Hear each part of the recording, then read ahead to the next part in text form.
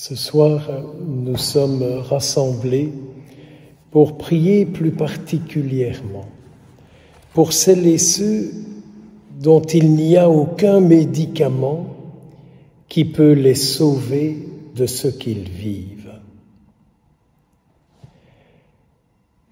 Je crois que c'est très important de prendre bien conscience que nous avons dans notre monde d'aujourd'hui une foule immense de frères et de sœurs qui sont malheureux, qui souffrent, qui peinent, et qu'il n'y a aucun traitement qui leur est offert pour qu'ils retrouvent la vie.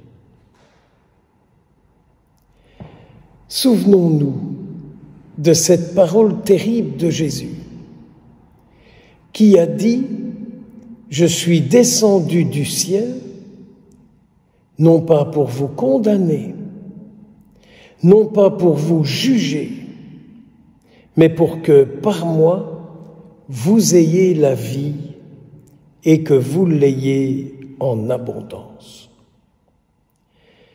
Mes sœurs et mes frères, si je reste simplement sur l'Écriture sainte que l'Église nous propose en ce jeudi 5 mai, et que le monde entier a écouté et médité, j'ai bien dit le monde entier.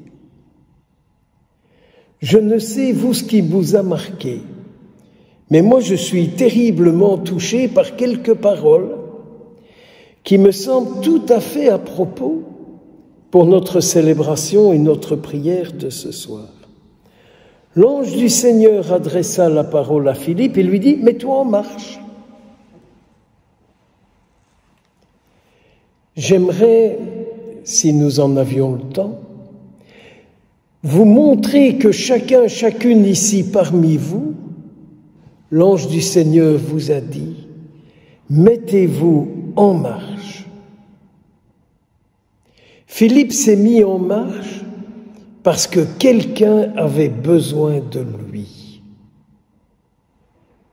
Pour comprendre le désir de Dieu pour lui. Mes sœurs et mes frères, prenons conscience que si aujourd'hui nous nous sommes mis en marche, c'est parce que quelqu'un a besoin de recevoir le réconfort, la guérison et plein d'autres choses de la part du Seigneur pour lui. Pouvez-vous croire cela? Comprenez bien ce que le Seigneur attend de nous. Vous êtes le corps du Christ, vous êtes le sang du Christ, vous êtes la joie du Christ, vous êtes la paix du Christ, vous êtes l'amour du Christ. Les premiers à être touchés et guéris, c'est nous ici ce soir. Les seconds bénéficiaires de tout cela, c'est bien celles et ceux que vous et moi, nous portons dans notre cœur. Je suis surpris que l'eunuque dise à Philippe « Mais qui va m'expliquer cette parole sainte que je viens de lire ?» Je crois qu'il y a une parole sainte pour tous ceux, toutes celles qui souffrent et qui peinent. Et eux aussi disent, comme cet eunuque, mais qui va la faire comprendre cette parole pour moi? Afin que cette parole pour moi me sauve, me guérisse et me délivre. Et on comprend que cet eunuque dit à Philippe, mais de qui est-ce que le prophète parle? Et Philippe en profite de lui dire, mais il parle de Jésus qui est une bonne nouvelle. Demandons la grâce d'être et de devenir de plus en plus la bonne nouvelle de Jésus pour ces hommes, ces femmes que vous connaissez, que vous portez en vos cœurs et qui souffrent, qu'ils soient dans de l'alcoolisme, dans de la drogue, dans de la dépression, dans des dépendances pornographiques, sexuelles ou autres, et qui ont besoin de cette rencontre avec le Christ pour retrouver la vie, leur vie, telle que Dieu la désire et la souhaite pour eux. Vous êtes mis en route. Mystérieusement, vous avez répondu. Le Seigneur fait de vous sa paix, sa joie, son corps, son sang, son amour, sa nourriture pour ce monde-là. Et Jésus aujourd'hui nous dit, si quelqu'un mange de ce pain, il vivra éternellement.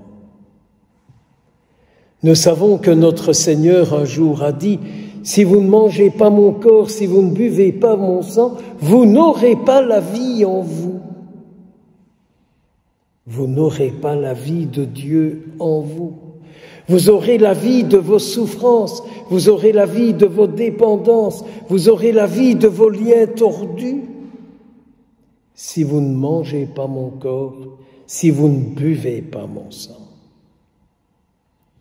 C'est quand même terrible d'entendre Jésus offrir cela pour nous tous, pour nous personnellement, pour moi et pour eux.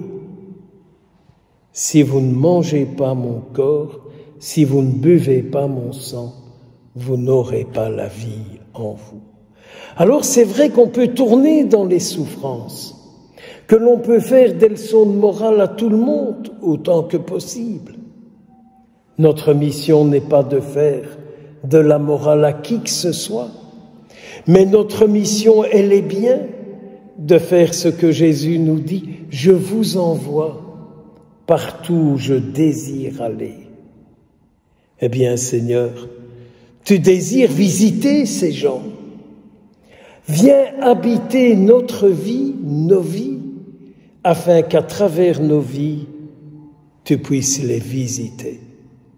Rends nos vies saintes, remplis nos vies de ton esprit, remplis nos vies de ta paix, remplis nos vies de toi-même et rien que de toi. Et ainsi, à travers nous, que de monde pourra être sauvé, délivré et libéré. Mes sœurs et mes frères, en ce soir, invoquons le Seigneur, et que ce soit de tout notre cœur que nous lui disions à ce Dieu qui est Père, en ce soir je t'offre le corps, le sang, l'âme et la divinité de ton Fils Jésus-Christ pour le salut du monde. Mes frères et mes sœurs, entrons de plus en plus dans la prière. Laissons-nous rejoindre par cette communauté du ciel qui est au service du Seigneur pour le bien de nos frères et de nos sœurs. Amen.